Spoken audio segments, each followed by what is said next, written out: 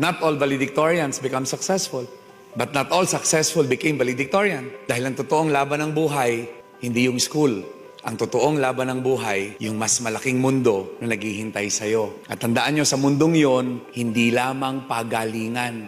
Sa mundong yon, pabaitan. Pagalingang makisama at pagalingang magpaunlad ng sarili dahil hindi siya masaya kung pareho siya ng taong natulog kagabi paggising niya.